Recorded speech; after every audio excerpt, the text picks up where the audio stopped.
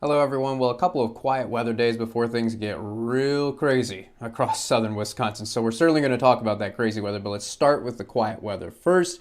And I do have to mention that for this morning, still a chance of snow flurries, especially in the eastern part of the area. The best chance of seeing flurries for the morning commute, Milwaukee. We're seeing Kenosha. The farther west you live, though, I'll keep a chance in there for everyone. But the farther west you live, the less likely it is that you're going to encounter any snow flurries during the morning hours. I do think the afternoon is going to be completely dry, and we will see the cloud cover break up. So a cloudy start, but eventually becoming partly cloudy this afternoon. So most of the day, mostly cloudy skies. And I do have to say that for a lot of us, the warmest temperatures are actually going to be during the morning hours, and temperatures are going to be dropping because what we're going to see is a cold front push in, but then stall out before it clears us. So in the southeastern part of the area, it's going to be staying warmer this afternoon than for most of us. And it's going to be breezy this afternoon. So let's look at feels like temperatures this afternoon and notice all the single digits in a lot of places: Madison, Watertown, Baraboo, Portage, Beaver Dam. But because that front stalls out, not as cold, Lake Geneva, Racine, Kenosha. Cold, feels like temperatures still mid to upper teens, but better than the single digits. So more variety than usual because this front is stalling out southeastern corner of the area. So this is what you need to be prepared for this afternoon.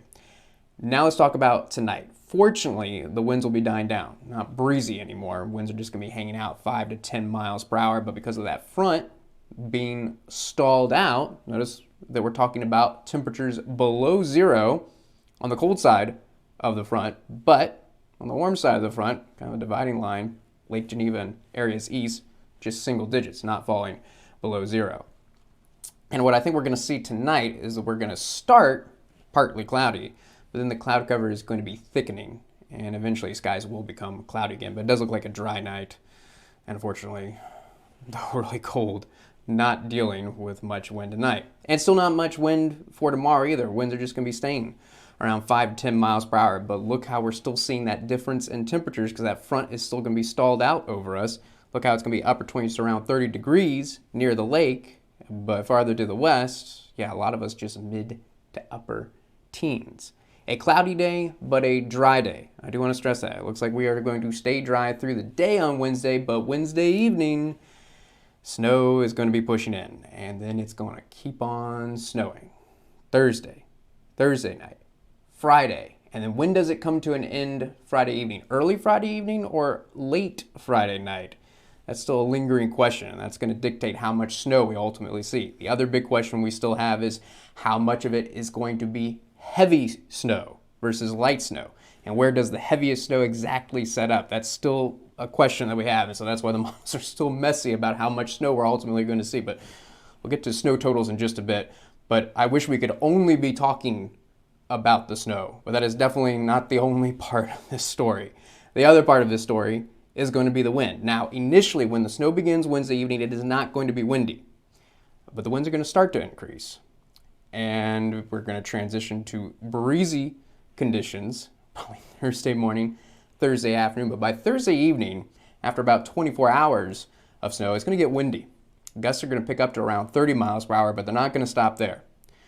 I think early Friday afternoon is going to be the windiest, and we are talking crazy windy. We could see wind gusts early Friday afternoon around 60 miles per hour in southern Wisconsin, and that is absolutely windy enough to bring down tree branches, bring down power lines. So unfortunately, we're talking about the possibility of power outages with this winter storm. And it's not just the wind, it's not just the snow, but really cold temperatures as well. In fact, as soon as it gets windy Thursday evening, I'm going to call it very cold because beginning Thursday evening, our feels like temperatures are going to drop below zero. And then they are going to stay there until the snow comes to an end Friday evening. And the worst is going to be early Friday morning. Early Friday morning, our actual temperatures are going to be around zero. But because it's going to be so windy with those gusts, probably around 50 miles per hour at that point, feels like temperatures early Friday morning are going to be around minus 25. Just feeling absolutely terrible. All right, so now how much snow? And I've got to be honest with you, models are still real messy, but let's talk about the most and the least. On the low end, the models are saying just 5 inches of snow in southern Wisconsin. But on the high end, there are models saying as much as 13 inches of snow.